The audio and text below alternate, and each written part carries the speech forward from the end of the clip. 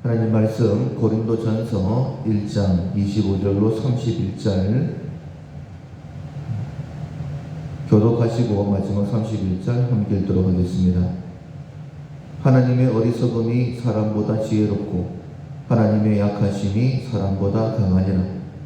형제들아, 너희를 부르심을 보라. 육체를 따라 지혜로운 자가 많지 아니하며 능한 자가 많지 아니하며 문벌 좋은 자가 많지 아니하도다. 그러나 하나님께서 세상의 미련한 것들을 택하사 지혜 있는 자들을 부끄럽게 하려 하시고 세상의 약한 것들을 택하사 강한 것들을 부끄럽게 하려 하시며 하나님께서 세상의 천한 것들과 멸시받는 것들과 없는 것들을 택하사 있는 것들을 패하게 하려 하시나니 이는 아무 육체도 하나님 앞에서 자랑하지 못하게 하려 하심이라. 너희는 하나님으로부터 나서 그리스도 예수 안에 있고 예수는 하나님부터 나와서 우리에게 지혜와 의로움과 거룩함과 구원함이 되셨으니 기록된 바 자랑하는 자는 주 안에서 자랑하라 함과 같게 하려 합니다. 아멘. 모든 사람은 평등하게 창조되었다는 것을 기억한다라는 제목으로 함께 말씀을 나누겠습니다. 12월 우리가 훈련하고 있는 품성은 공격입니다.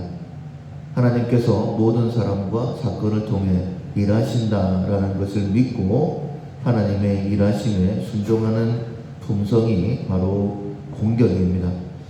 우리가 계속해서 품성의 훈련하는 이유는 무엇이냐면 하나님께서 품성의 훈련이 된 사람을 통해 일하시기 때문입니다.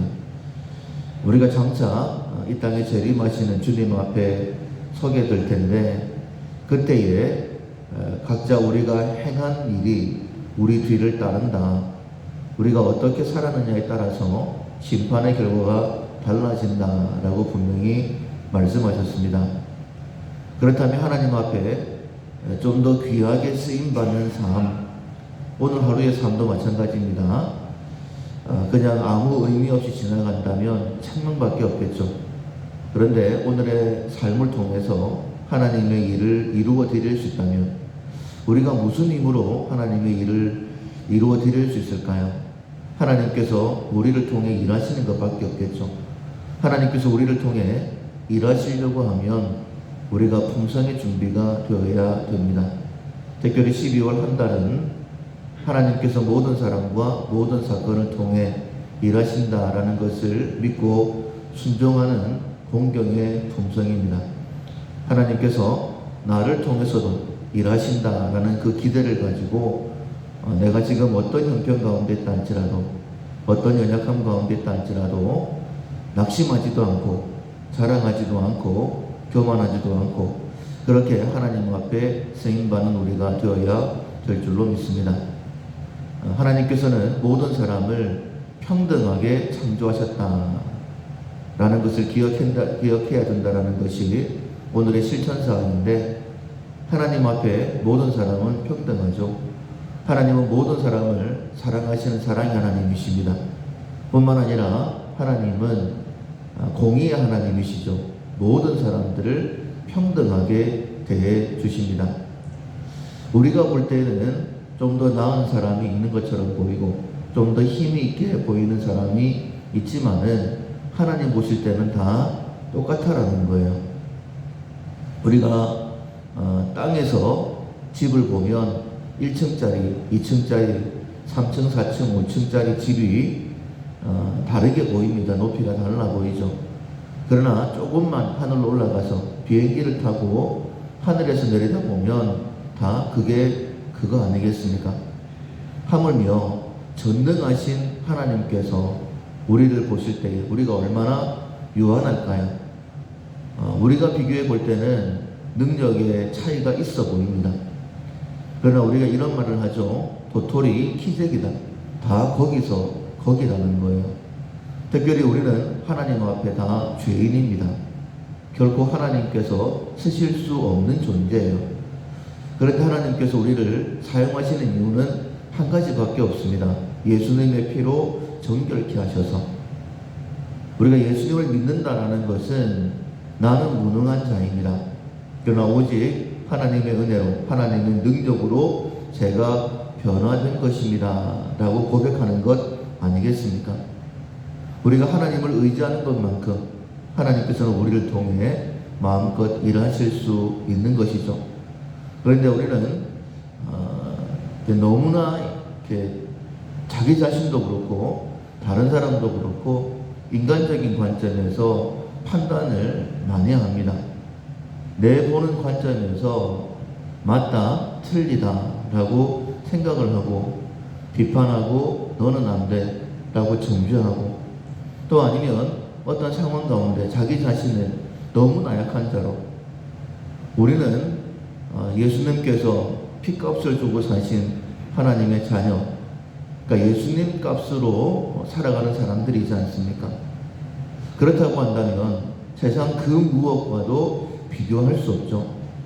하나님께서 우리를 사랑하시되 이처럼 사랑하셨다라고 분명히 말씀하셨어요.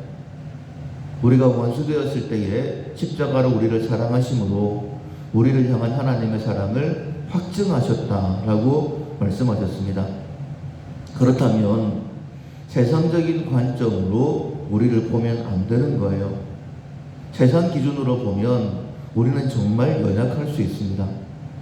세상에 뛰어난 사람들과 비교했을 때에 정말 아무것도 아닐 수도 있습니다. 그러나 하나님께서 우리를 보실 때는 다르다는 거예요.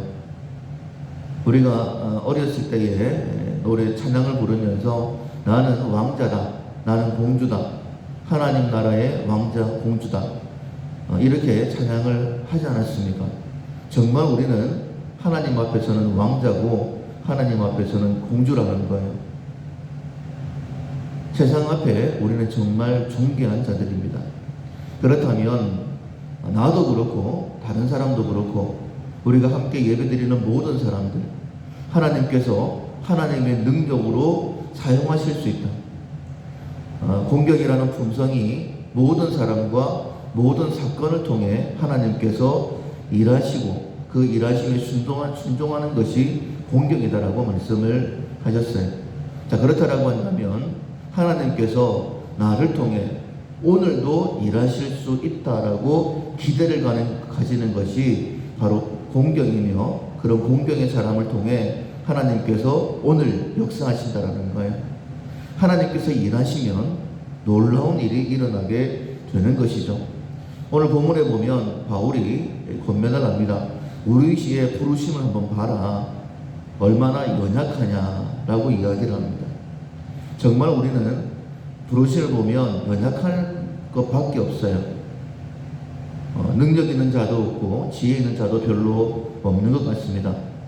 그런데 하나님께서는 분명히 말씀하십니다. 내가 어리석은 자를 택해서 지혜로운 자를 부끄럽게 하겠다. 내가 약한 자를 통해서 강한 자를 부끄럽게 하겠다 라고 분명히 말씀하십니다. 근데 이렇게 일하시는 이유가 29절에 보면 이는 아무 육체도 하나님 앞에서 자랑하지 못하게 하려 함이니라 라고 말씀하시죠. 그 누구도 하나님 앞에 자랑하지 못하도록, 즉 교만하지 않도록, 겸손하도록, 우리 자기 자신에 대해서 좀 자신감을 가졌으면 좋겠어요. 자랑하는 것과 자신감을 가지는 것은 차이가 크죠.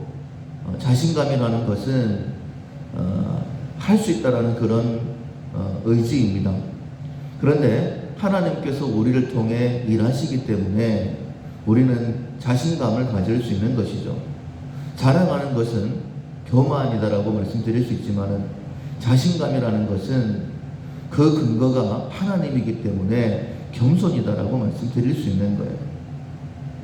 그래서 하나님께서는 겸손한 자를 통해서 일하신다. 그래서 겸손한 자를 사용하신다라는 것을 알게 하시기 위해서 끝까지 일하시는 것을 볼 수 있죠. 모세는 태어날 때부터 하나님 앞에 하나님의 일꾼으로 선택받은 사람, 그래서 아름답다라고 표현을 하셨어요.